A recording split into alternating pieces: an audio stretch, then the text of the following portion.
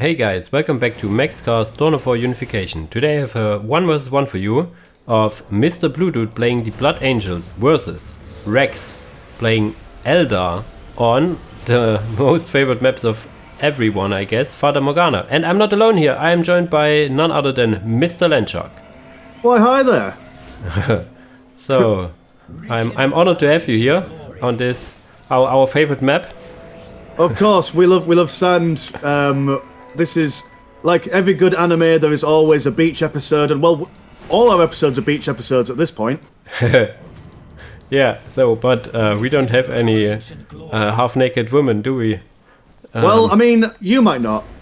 I mean, I'm not saying I do. I'm not saying I don't. I'm just saying maybe there's a possibility that I might be surrounded with half-naked women this very moment. Okay, I see. Anyway, Dawn of War, Unification. We've got some Dark Reapers coming out, which is Dark Reapers are exactly what you want to see from the Eldar perspective. For some reason, Blood Angels and Dark Angels usually go with a very heavy scout opening from all the games I've seen from them, so anticipated well by the Eldar player here. Yeah, I mean, the Assault Scouts from Blood Angels have the best shotgun in the game, the combat shotgun, so there's a good opener where you go armory and then like 5 scouts, all with shotguns, and a move. Can work, cannot. That's it. Who needs micro when you've got shotguns? Yes, shotguns against Dark Reapers. But yeah, it's 2 Dark Reapers now, so it's more or less the standard opener, generator, Ice Pack Portal into generator. Is it 2 or 3 Guardians? 2, right? Yes, 2 Guardians, 2 Dark Reapers now. That's it. We do have some scouts moving on the right-hand side, gonna sniff out this relic. Guardians over here will, I assume, try and ignore them as the Dark Reapers are moving over. Gonna get their Dark Reaper Exarch in there as well. Okay, so that's cool. So that's why the generator opener, I guess, to get the Exarch out. The Exarch by itself does more damage than the standard Dark Reaper, but it also buffs the damage of all other Dark Reapers in the squad by 10%, so nice to have him around. I also like his gun, because every other Dark Reaper's got just 1 shooty bit, whereas the Exarch has got 2, because why not? And a wonderful shoulder pad as well there. Nice skull on there, it's quite nice. He needs to focus down the builder, he does, so this heavy bolter turret is not for long. The idea was good, very good position, classic position, defensive-wise, but too slow in getting it down. What actually is he going for? He has a lot of assault Marines, assault scouts, that is, but that's pretty much it. Yeah, and those assault scouts aren't really going to stand up against these Dark Reapers, although mind you, maybe if they... No, I can't see a way in which they're going to stand up, even with all the positivity in the world. Well, he is going a sanguine armory, so maybe... I've got no idea what his plan is here. I mean, that's the requirement for their shotgun, so there are some scouts on the critical location on the left side, so there is a world where they get all shotguns and surround these Dark Reapers and kill them, I guess. I mean, that's the hope, but like, if you spend 30 blue money and 10 green money on a combat shotgun each, by the time they get into range with the Dark Reapers, they're already going to be shot to high heavens, so I think maybe now's the time to abandon... maybe he's got the Sanguine Armory for the assault squad that's coming out of the Progenitor Barracks. Yeah, I see, so he goes for some assault marines now. This is a good way to fight Dark Reapers. They are fleet of foot, but they still don't want to be faced in melee combat. On the other side, Vrax is actually getting tier 2 now, because he has 2 squads pressuring, so he don't need to spend a lot more, whereas MrBlueDude is still not even thinking about tier 2, I guess. But now we're going in. Does he have shotguns? He does have shotguns. So let's see, one squad will get focused by the assault marines, and the other one, I guess, will get focused by the shotguns.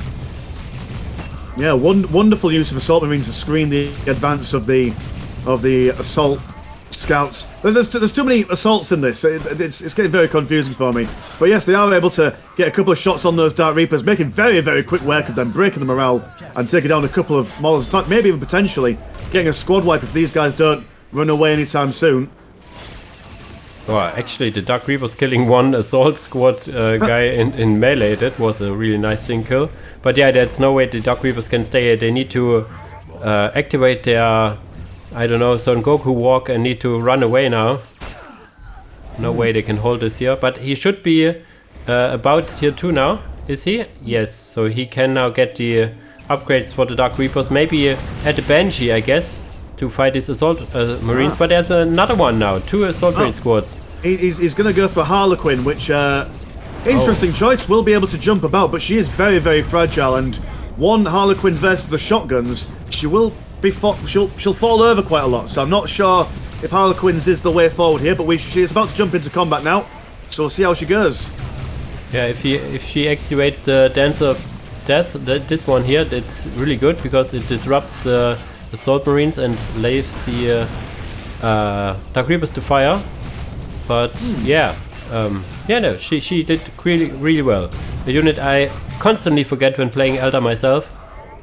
But you should not, obviously. Yeah, I was going to say, I take back everything I said about the Harlequin then. She absolutely murdered one whole squad of scouts. Now going to go for a second one as well. Submarines still fighting fit though, keeping these Dark Reapers occupied, although we do have one currently unmolested Dark Reaper squad free to fire all these guys, and at this point now I think that the Blood Angels player should be thankful for what he's done and fall back a little bit. Yeah, just looking at the eco, it's dead even 92 to 20 for both players. Is tier 2 wearing on? Yeah, tier 2 is almost done for Blood Angels as well. I have not watched if the tier 2 upgrades for Eldar is going through or what he's doing. He is only getting another Harlequin, which is, as you said, really good, but also situational. You cannot run her in a whole firing line like this listening post and whatnot. But we will see. Absolutely, especially when the Blood Angels start getting out some more of their bigger units as well. I think her usefulness is going to taper off towards the end. So we'll just have to see. Dark Reapers now moving back to where they were going to try and deny this turret once again, but moving straight into close combat with these assault squads. Not the best situation. Harlequin throwing down, sorry, not the Harlequin, the Burnsinger throwing down some webbing on the listing post to prevent it from firing. Turret being denied once again by the Eldar here. Yeah, it almost was perfect engagement. The really nicely thought with the Burnsinger and the Harlequin and everything, but the Dark Reaper were in melee range, so this is the big disadvantage of this move. So they are in range of the shotguns, they are in range of the assault marines, they are in range of the now firing listening posts again, so I'm not sure if this is gonna work, or gonna be totally honest here. No amount of fleet of foot is going to save you from auto-firing listening posts and turrets and whatnot. And now with 2 assault squads on the field, no matter how much fleet of foot these guys do, they're always going to be chased by at least one dude. We've got something teleporting in. What are you? The honor guard or the assault veterans now.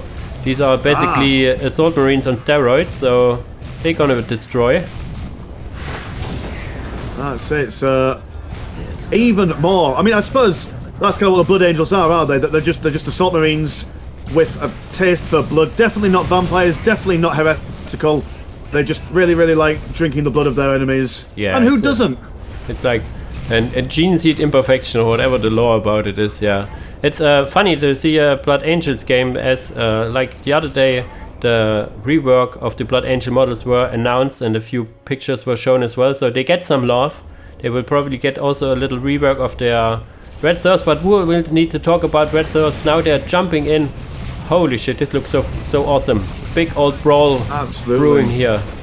Get a really nice surround on them, so even if they try and run away, they will still be getting sliced up as they fall back. Lose a couple models there. Might even potentially lose a squad here. Guardians narrowly... Sorry, not Guardians. Dark Reapers, whatever they are, getting out of range distance. Harlequin jumping around as best she can, but while it's going on, the scouts are constantly firing at her. Almost dying, probably might even die on the retreat out here.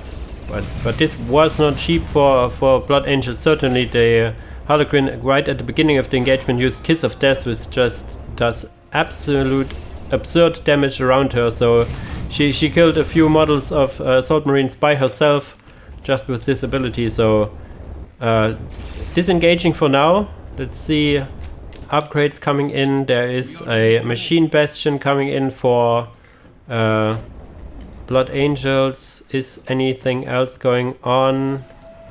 Support portal also up for Eldar, so we might see some... Yeah, we see a Falcon just coming in right now. Ah, we've also got some melter bombs being researched in the Sanguine Armory. So all these assault squads will soon be able to take out any... I mean, I suppose a combined volley of 3 frag grenade or 3 melter grenades will take out a grav tank. We'll have to see how effective they are. Yeah, the grav tank can't jump away. There it goes. No one don't want to business of that. Yeah, but yeah, 3 melter bombs are most certainly enough for this Falcon, I guess. Let's see if they're actually everything jumps here. Jesus. There we go. It's a game of leapfrog. Gonna see another Falcon grav tank on the way out as well. I do believe in the aspect portal. There we go. Just finishing some warp spider aspect stones, which is exactly what you want. Again, just more maneuverability. Once the assault marines jump in, you can just teleport away. And the teleport animation is a lot quicker than the jumping animation. I do believe that you can still be shot while in mid-air, whereas you can't really get shot mid-teleport because you're temporarily in the warp. So, one slight advantage when comparing the 2 units. Yeah, also the warp spiders doing absolutely massive damage against infantry, so they are certainly what he needs now. More mobile than your Dark Reapers. Little misplay, leaving the Dark Reapers behind. The Falcon going like, yeah, we're out of here. Good luck. Yeah.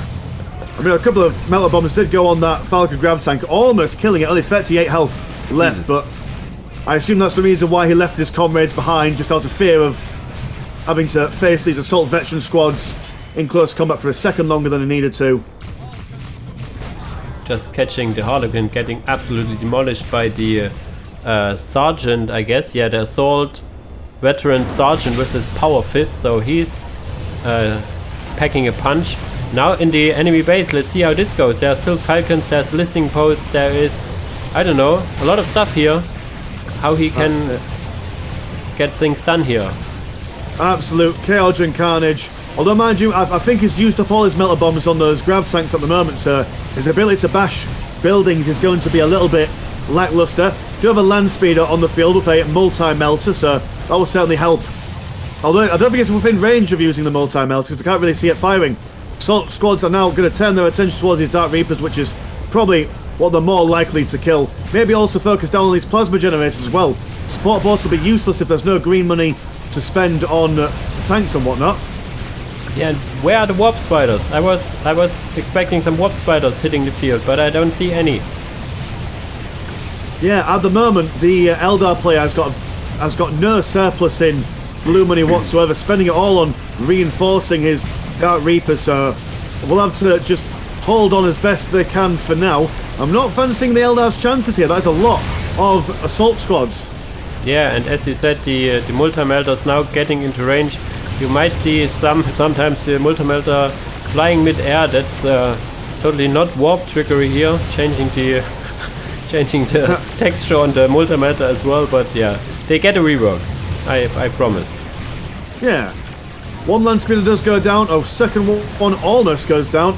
Does look like that the Eldar are holding just a little bit with their Falcon grav tanks, but the support post has gone down. Going for another Harlequin. In fact, going for 2 more Harlequins, in fact. But alone and unloved, I'm not sure if the Harlequins are going to be able to fend all these guys off, but I have been wrong about the Harlequins before. Oh no, never mind, the Dark Reapers are still here. They were hiding away in that Falcon grav tank, so actually, yeah, this is a good call. Might be able to push these guys off that listing shrine, if they are lucky. Yeah, and all the time the listening posts were firing as well, so I'm not sure how the upgrades are for the weapons. Ah, and another Kiss of Death, you just saw it. Wow. Lord of mercy, that was some serious damage right there. Ouch. You see all the bodies around the relic here now, so you see it certainly wasn't cheap. These land speeders maybe would have been better off like attacking the undefended listening shrine on the other side of the base, like having a multi-pronged attack, doing some real economy damage, because as you see here, I'm not sure if like some generators were killed, but mostly a support portal and a listening shrine, and that's basically it. And yeah, now the Eldar are finally going to get some warp spiders out, so yeah, the fact that they didn't crush the economy as quickly as they when they had that window of opportunity has given the Eldar a little bit of breathing room to get some bigger guns and bigger toys out on the field. Although the Eldar now are playing a little bit fur power, they are pushing forward when really they can't be affording to push too far forward at the moment. Landspeed are still getting some good shots in. Falcon Grav Tank on its way out as the multi-melter fires away. Falcon Grav Tank does go down. Dark Reapers also in a bit of a hairy situation at the moment as they fall back from these assault veteran squads. Oh, God blimey, just pure action all the way through this game. Yeah, high mobility game as well. You have like these jumping assault squads, you have jumping falcons, you have Eldar sprinting around with their fleet of foot. Now warp spiders in the mix as well, they can just teleport around. So the assault is still, I don't know, are they still wanting to fight here, or they're gonna make a little peace treaty here for a second? I mean, they're getting some more assault squads from the progenitor barracks. Machine Bastion not really pumping out anything at the moment. Do have some superior bionics going on in the Sanguine armory.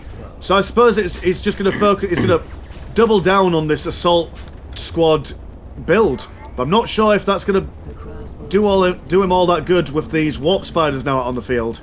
Yeah, all I see from Eldar is anti-infantry. I don't see any anti-vehicle out, so maybe a Landspeeder Tempest with frag grenades could work as well. So, but yeah, putting more infantry against these anti-infantry squads, I'm not sure if this is the right call. Yeah, I mean, yeah, if the Blood Angels player transitioned into some more vehicle-based heavy composition, I think that would work out in their favour. I mean, those warp spiders, about maybe 20 seconds ago, just kind of just sniffed the assault scouts, and they died almost instantly. So those guys, serious anti-infantry and heavy infantry going on over there. We're also going to see a Farseer Eldrad Ulfran coming from the Webway Gate, so big unit for the Eldar coming on now.